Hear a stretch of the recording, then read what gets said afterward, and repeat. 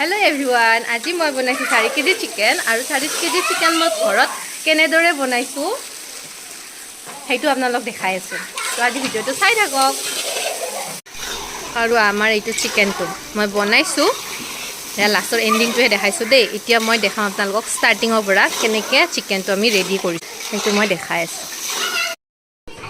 আৰু ইয়া 4 kilo chicken ইয়াতে দিছে হালধি নিমখ আৰু জলকীয়াৰ গুড়া ৰেড চিলি পাউডাৰ দি কিনে এইটো পেষ্ট কৰি কিনে থৈ দিয়া হৈছে আধা ঘণ্টা কাৰণে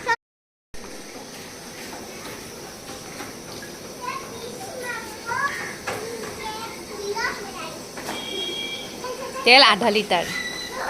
আৰু মাংসটো ডাইৰেক্ট তেলত দি ফুল জুইত ভাজি ল'ম আৰু 4 কেজি চিকেন একেলগে ভাজিব দিগদাৰ যে আমি এইখিনি 2 কেজিকে ভাজি ল'ম ইয়াতে আধা দিছোঁ আৰু আধা চিকেন আছে এইখিনি ভাজা কমপ্লিট হ'লে সেইখিনি ভাজিম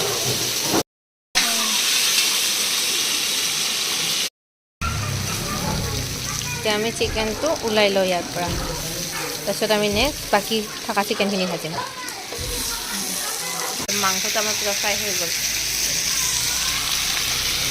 নিমখ হালধি দি কিনে এতিয়া আলুটো ভাজিম আৰু ইয়াতে মাংসটো ভাজা হৈ গ'ল এয়া আমাৰ আলুটো ফ্ৰাই হৈ গ'ল ইয়াতে দিছোঁ 4 কিলো মাংসত 2 কিলো পিঁয়াজ ইয়াতে নিমখ দিম তেজপাত এইখিনি ভাজি লওঁ ভালকৈ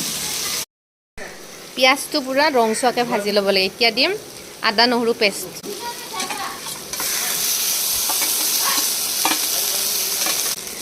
এয়া নহৰু আছে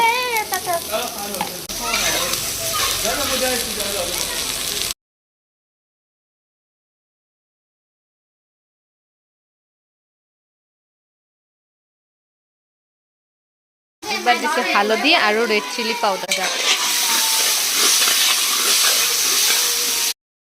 এটা আমাৰ মছলাটো পুৰা ড্ৰাইকৈ ভাজা হৈ গ'ল তেল উঠিব ষ্টাৰ্ট কৰিছে ন চাইডে চাইডে আৰু অলপমান ভাজি আমি চিকেনটো ইয়াতে দি দিম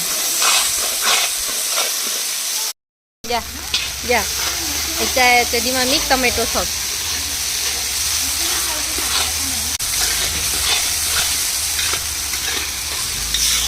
বঢ়িয়া গোন্ধ ওলাইছে ন টমেটো চচ দিয়ে এইটো এইবাৰ দিলোঁ গৰম মছলা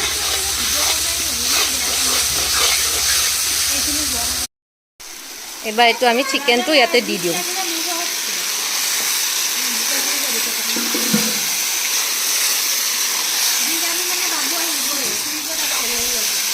বিট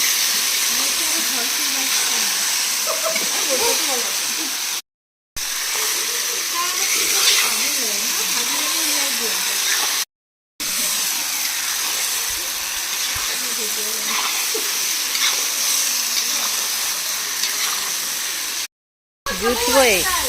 আৰু ইয়াতে আমি অলপমান পানী এড কৰি দিছোঁ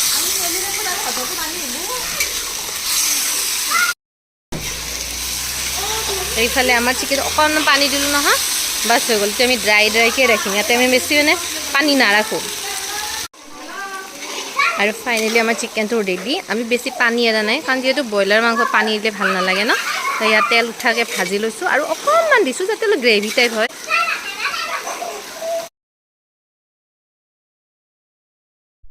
আজি আমি প্ৰায় 40জন মানুহৰ খানা বনাইছোঁ আৰু আমি চিকেনটো ফাৰ্ষ্টতে ভাজি কিয় ল'লোঁ যদি মাটন বনাওঁ তেতিয়া প্ৰব্লেম নহয় মাটনটো মানে যিমান সিজে সিমানে ভাল টেষ্টি লাগে কিন্তু মানে কি হয় চিকেনটো ঢিলা হৈ যায় ন ভাঙি যায় সেইকাৰণে আমি আগতে ফ্ৰাই কৰি লৈছোঁ তাৰপিছত এনেকৈ বনাইছোঁ এইটো বহুত টেষ্টি হৈছিল মেইনলি আমি যে চচ দিছোঁ ন সেইটো কাৰণে বহুত বেছি টেষ্টি হৈছে আৰু আপোনালোকে এনেকৈ এবাৰ ট্ৰাই কৰি চাব আৰু যেতিয়া এনেকৈ বেছি কোৱান্টিটিত বনাব লাগে ন এনেকৈ বনাই চাবচোন বহুত টেষ্টি হয় মোৰ ভিডিঅ'টো চাই কেনেকুৱা লাগিছে কমেণ্ট কৰি জনাব যদি ভাল লাগিছে প্লিজ লাইক কৰি দিব আৰু মোৰ চেনেলটো ছাবস্ক্ৰাইব কৰি দিব থেংক ইউ বাই বাই